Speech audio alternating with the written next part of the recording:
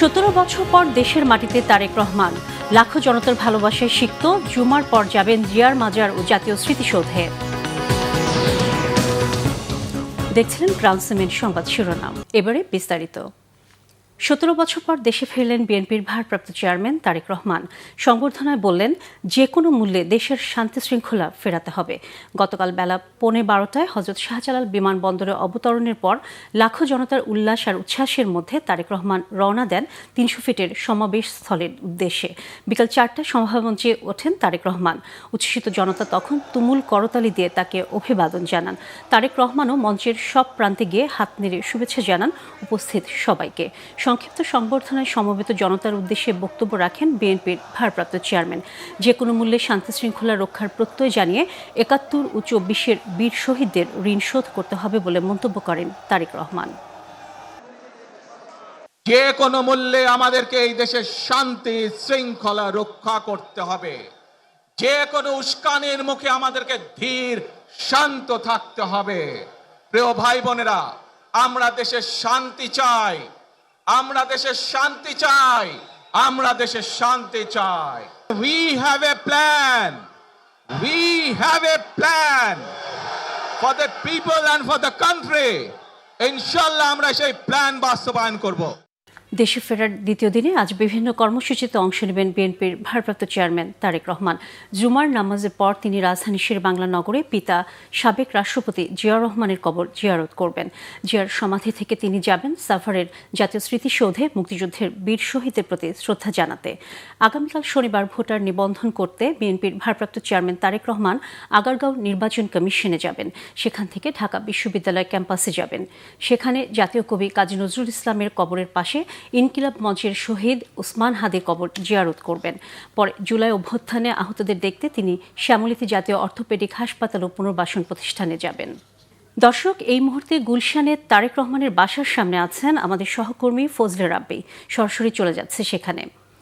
রাব্বি, গুলশানের তারেক রহমানের বাসা ও আশেপাশের অবস্থা সম্পর্কে আমাদের জানান, আর তার আজকের কর্মসূচির ব্যাপারে সর্বশেষ কী তথ্য আছে আপনার কাছে?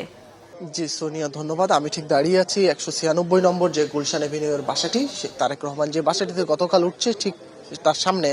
আমি যদি এখন এই বাসাটির চিত্র দেখাই, এখানে কিন্তু আসলে গতকাল যে ধরনের নেতাকর্মীদের এক ধরনের উৎফুল্লতা উচ্ছ্বাস ছিল, মোটামুটি আজকে নেই। কারণ সারাদিন দিনভর 2 দিন কান্ত আসলে নেতাকর্মীরা যে ধরনের ধকল সামলিয়েছে, তারপরে কিন্তু অনেকটা সবাই একটু নিজেকে রিল্যাক্সেবল রাখার জন্য কিন্তু বিভিন্ন জায়গায় অবস্থান করছে। ঠিক একটু পরে কিন্তু আসলে তারেক রহমান তার জুম্মার নামাজের পরে কিন্তু তিনি এখান থেকে বের হবেন এবং বের হয়ে কিন্তু তিনি তার আজ মূলত 2টি কর্মসূচি আছে। জুম্মার নামাজের পর তারেক রহমান তার এই বাসভবন থেকে স্থানীয় নেতৃবৃন্দদের নিয়ে প্রথমে রাজধানী শেরেবাংলা নগরে শহীদ প্রেসিডেন্ট জিয়াউর রহমানের কবর জিয়ারত করবেন। সেখান থেকে সাভারের জাতীয় স্মৃতিসৌধে গিয়ে আসলে শ্রদ্ধা জানাবেন,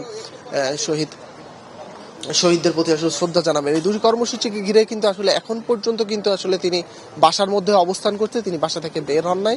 আমাদের কাছে এমন কোনো তথ্য নাই এবং তিনি ঠিক জুম্মার নামাজটা কোথায় পড়বেন সেই বিষয়ে কিন্তু এখন পর্যন্ত আসলে গণমাধ্যম আমাদের কাছে সঠিক কোনো মেসেজ আসেনি। ফলে তিনি বাসার মধ্যে অবস্থান করছেন এবং তার এই বাসা কিন্তু আসলে যে কালকে যে বাসটি করে তিনি মোটামুটি এয়ারপোর্ট থেকে 300 ফিটে সহজে এভার কেয়ার হাসপাতালে গিয়েছিল, সেই বাসটা কিন্তু এখন অবস্থান করছে এবং দেখছেন সিএসএফ এবং পাশাপাশি পুলিশের যে টহল সেটা কিন্তু অব্যাহত আছে। পাশাপাশি র্যাবের একটি গাড়ি দেখা যাচ্ছে।